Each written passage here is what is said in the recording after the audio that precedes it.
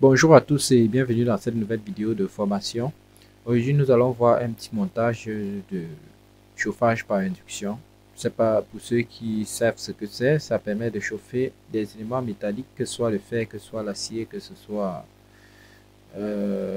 des alliages métalliques, que ce soit la fonte. Ça permet de les chauffer sans contact électrique direct.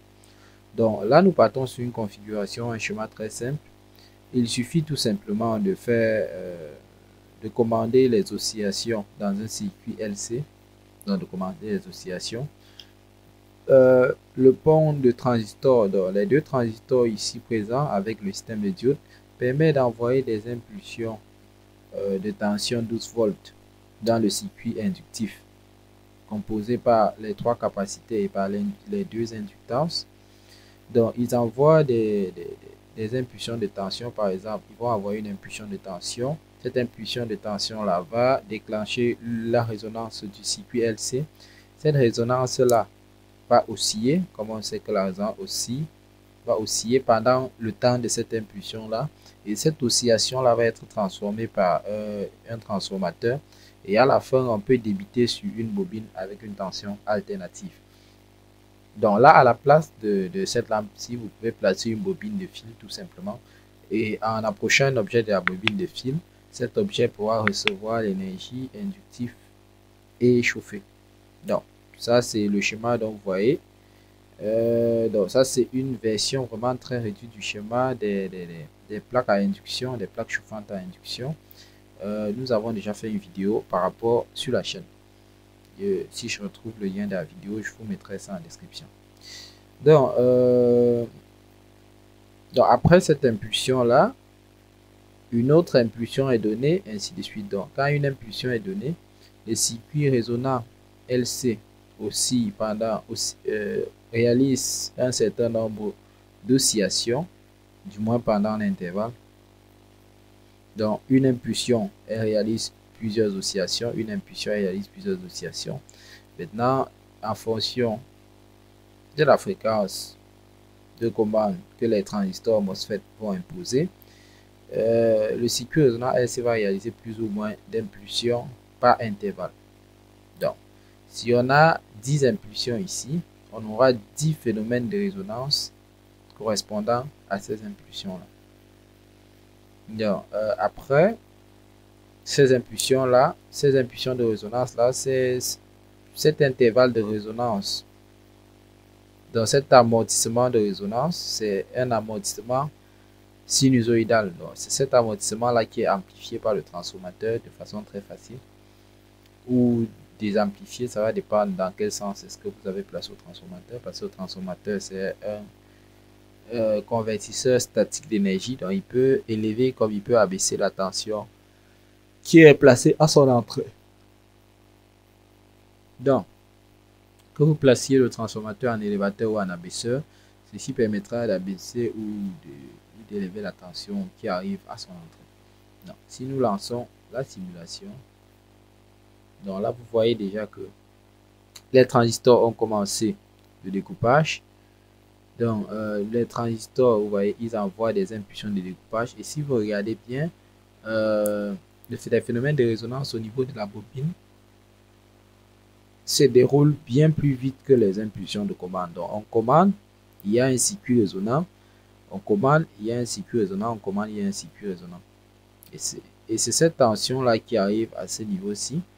Donc, si nous prenons par exemple un oscilloscope, on va essayer d'observer la forme d'onde de la courbe ici à ce niveau-ci. Donc, on peut essayer d'observer une seule forme de courbe. Bon, là, ça va prendre entre ce point et la masse. J'espère qu'on voit quelque chose. Donc, nous sommes sur le channel A. Bon, c'est déjà pas mal. On va baisser un peu comme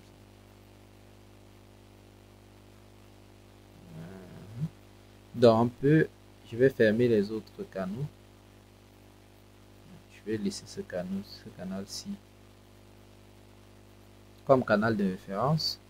Je vais fermer celui-ci. Je remets celui-ci à GND. Je l'aligne avec ce canal. Je le remets en AC. Vous voyez là, je voulais voir. Donc là, vous voyez, ça c'est un pic de résonance. Donc il y en a plusieurs parce que j'ai pris ça à l'une des bornes de la capacité. Donc ça c'est un pic de résonance. Vous voyez, il est un pic de résonance. Il se produit pendant l'intervalle positif. Si on prend également la forme d'onde de la courbe ici, vous allez voir un pic de résonance qui se produit pendant plutôt l'intervalle négatif, ce qui forme à la fin une tension sinusoïdale. Donc on va essayer de prendre ça. Donc il n'est pas totalement positif parce qu'il y a une partie positive, une partie négative. Mais en gros, vous avez compris le principe. Si on essaie de prendre la forme d'onde ici, c'est quel channel, c'est quel canal? Canal B. Donc je le mets d'abord en chaîne D. Je la ligne avec la référence.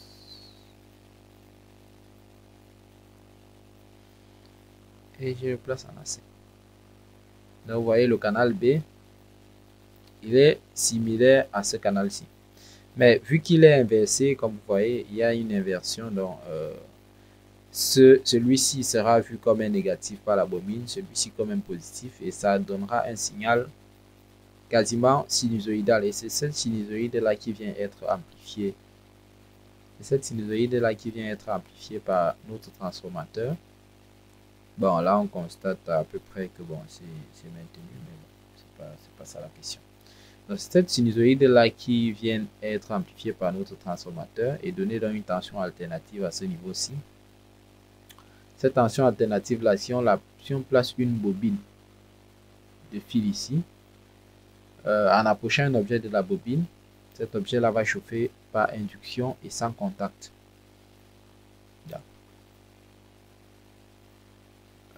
Donc là c'est le fonctionnement typique d'un montage. Donc ça fonctionne comme un onduleur.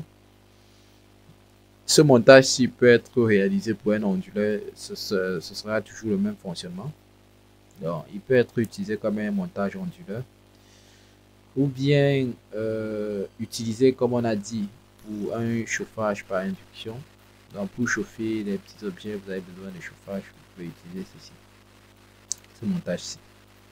Donc là, vous allez utiliser un transformateur qui va permettre d'amplifier cette tension-ci, qui peut l'amplifier même jusqu'à 400, 500 volts. Donc choisissez un rapport de transformation idéal, par exemple, je ne sais pas, par exemple un rapport de 1 pour 10 ou peut-être de 1 pour 100 pour avoir peut-être 100 fois plus de tension ici. Comme ça, cette bobine-ci pourra mieux canaliser le flux magnétique.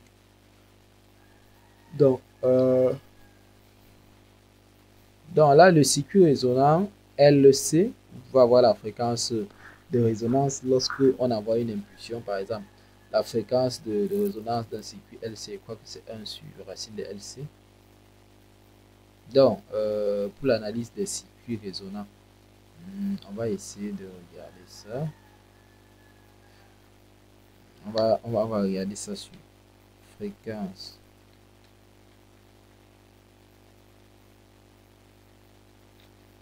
Fréquence de résonance. Circuit